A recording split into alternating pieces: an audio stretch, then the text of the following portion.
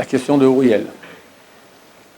Quelle importance ont les sciences d'après la Torah? Bon, alors, le Gaon de Vilna, il dit que les sciences, elles sont les servantes de la Torah.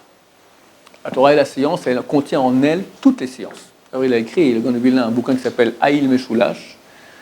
Je crois que jusqu'à la page 3 de ce bouquin, on a déjà le bac S, d'accord? Et puis après, il faut continuer, il faut avoir une bonne tête, d'accord? C'est des trucs ça vole très très haut, très très vite. Bon, le Gaon était comme l'invention, le Gaon c'est un génie. Le Rambam, il recommande d'étudier les sciences pour connaître Hachem. J'ai un élève qui a fait tchouva comme ça, il était un ingénieur microbiologie, je pense, enfin un truc de tissu. Il regardait dans le microscope un truc qui était x 10 000 ouvert comme ça, dans un tissu cellulaire, et il a vu de plantes. Il y avait une tellement de grande perfection, il a fait tchouva. Alors qu'il était très très loin de la Torah. D'autres, en regardant, j'ai un cousin qui était à l'armée, il dormait à la belle étoile, il a vu tous les étoiles comme ça, hop, il a fait tchouva. Aujourd'hui, les sciences, elles sont polluées. Pourquoi? Parce qu'il y a un certain Darwin qui est venu et qui a dit tout est le fruit du hasard. Et c'est presque impossible. Beaucoup de gens, des grands scientifiques, ont dit, c'est aujourd'hui dire que le fruit du hasard, c'est comme si tu prends maintenant. Il dit, la chance pour avoir une bactérie, d'accord, par hasard, elle est beaucoup plus petite que celle d'avoir un jumbo qui est créé, un jumbo jet, d'accord, un Boeing 747, un dépôt de ferraille, passe un ouragan, et hop, après l'ouragan, tu as un jumbo 747 flambant neuf qui est là. L'exemple, quand on donne, il est un peu trop faible, parce qu'il faut prendre rien que mettre une vis dans un trou de vis, d'accord, avec un vent, un ouragan qui passe. Combien de millions de milliards de chances t'as? Une chance sur des millions de milliards que ça arrive un truc pareil. Un jumbo, c'est impossible. C'est impossible, impossible. Mais, comme a dit Aldous Huxley, c'est un grand écrivain américain, et il dit, ma soif de liberté sexuelle, celle qui me motive à me révolter contre toute idée de divinité. Voilà. Je couche avec la voisine, c'est la femme de mon copain. S'il y a un Dieu, je suis une ordure. S'il n'y a pas de Dieu, je suis normal. Les animaux aussi, ils font ce qu'ils veulent entre eux, restons animal, d'accord. Comme a dit Adolf Hitler, avec l'impudence juive, il a dit comme ça. Hitler, il a dit les Juifs ont amené au monde 2 mutilations. Celle du corps par la Brit Mila, et celle de la conscience, et celle de l'esprit par la conscience, qui est la mutilation de l'esprit, la conscience. Quelqu'un il fait une chose qui n'est pas belle, comme je dis maintenant, on est conscient que c'est pas propre. Mutilation de l'esprit. Dit Hitler, il n'y a que l'impudence juive pour aller contre nature. La nature, le plus fort, il vainc le plus faible. La jungle. Nous voulons la jungle, la nature. Voilà, et nous on dit non. Il y a la nature qui est animale, et il y a l'être humain qui est à l'image de Dieu. Alors oui, la science, mais aujourd'hui, elle est super polluée, la science, parce que ce mouvement-là de darwinisme qui nous permet de faire ce qu'on veut, il n'y a plus de bon Dieu, donc liberté totale, on fait ce qu'on veut. C'est très tentant. Donc beaucoup de scientifiques ont choisi cela comme une vérité, bien qu'il n'y ait aucune preuve à cela.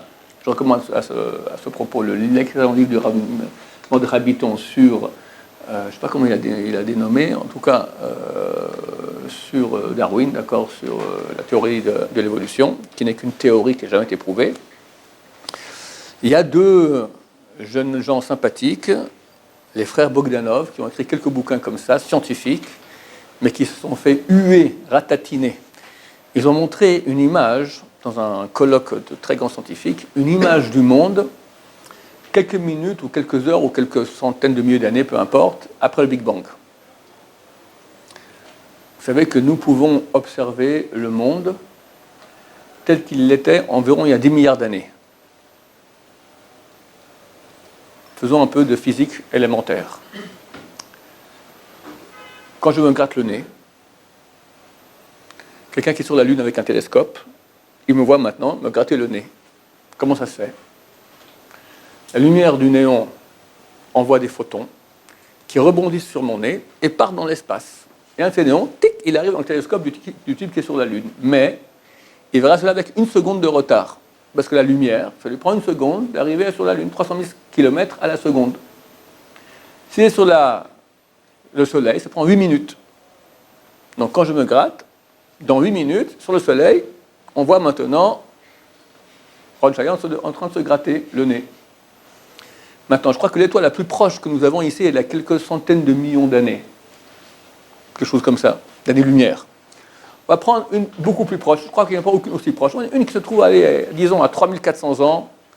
3400 ans, années-lumière d'ici. C'est-à-dire que tu prends le photon qui part d'ici, ça lui prend 3400 ans pour arriver sur la planète. Le type, il est maintenant, avec un télescope, il regarde la Terre. Qu'est-ce qu'il voit? Il voit Moshe Rabbeinu en face de la mer, qui s'ouvre, il rentre, il voit Pharaon qui le poursuit comme ça. Maintenant, sur cette planète qui est toute proche, il regarde, il voit ça en live. Génial. Donc moi, maintenant, avec un télescope, on peut arriver à voir des planètes qui sont le plus loin qu'on réussit. Il y a quelques années, c'est encore mieux, maintenant, à l'époque où j'ai lu les bouquins là-dessus, on arrivait à voir des planètes qui sont à 10 milliards d'années-lumière.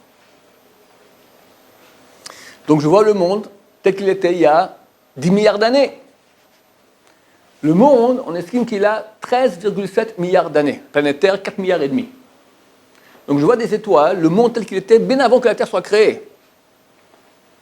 Alors les frères Bogdanov, ils ont fait comme ça une photo du monde tel qu'il est un certain temps après la création, je ne me souviens plus combien, d'accord, après le Big Bang. Et on voit, c'est pas simplement n'importe quoi, on voit une construction, on voit il y a quelque chose, c'est pas du rien, du niet. Alors dans cette grande conférence, ils ont dit, c'est le visage de Dieu. Quelque part, on voit qu'il y a une volonté, une information, une complexité. Ce n'est pas du fruit du hasard. Il y a des gens qui sont levés de la salle et sont partis en claquant la porte. Comment, dans un colloque scientifique, tu parles de Dieu? Ça ne colle pas. Dieu, c'est la foi, la science, c'est la science. C'est deux sujets différents.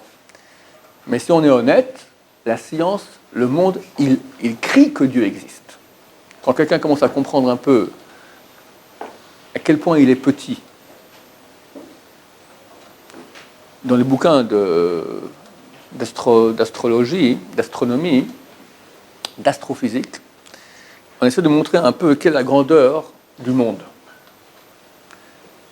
Comme je l'ai dit, 13,7 milliards d'années-lumière. Aucun être humain ne peut imaginer cela. Tellement c'est grand. Alors comment ils font? Ils font un petit carré où tu vois la Terre avec la Lune. Puis après ce petit carré, ça fait un gros carré. Ils le mettent en tout petit, dans une autre image. Bon, maintenant, c'est tout petit, on voit le soleil qui est là. Je prends le petit carré, tac, je le mets dans une autre image. Le petit carré, on voit vaguement la Lune et le soleil comme ça. Dans un grand carré, il n'y a rien. Encore le petit, dans un grand carré, il n'y a rien. Puis après, on arrive à Pluton. Puis après encore, on arrive à Uranus. Puis après, il faut encore aller beaucoup de carrés. Tu arrives à une autre étoile qui a aussi un petit système qui tourne autour. Et on va comme ça, on arrive, après beaucoup de temps, on arrive à une autre galaxie. Environ 100 milliards d'étoiles. Et après, tu prends sur toute la galaxie, tu mets dans un petit carré comme ça, rien. Tu prends un petit carré, encore rien. Après, tu trouves une autre galaxie. Et tu as environ aussi 100 milliards de galaxies dans l'univers. C'est énorme, inimaginable. Même en faisant comme ça, tu n'arrives pas à imaginer. Au bout d'un moment, tu perds le fil, tu ne peux pas imaginer. C'est trop grand pour... Et on parle d'un monde fini. Et ça, d'après la Kabbalah, c'est le plus petit de tous les mondes. Asya Sheba Asya. Nul de nul. Après, tu as des mondes plus grands. Et toi, quand tu dis Baruch Ata Hashem, tu t'adresses à Hashem. Tu fais une mitzvah devant Hashem. Quand tu fais une mitzvah, tu reçois maintenant un flux de Hashem. Tu deviens une partie de Hashem. Quel cadeau on est. Quel cadeau on a reçu. Si c'est dans ce sens-là, très bien. Ça nous grandit, ça nous permet d'avoir la conscience un tout petit peu de ce que c'est que Hashem. Alors, on se comporte différemment. On peut être aussi grossier, aussi petit.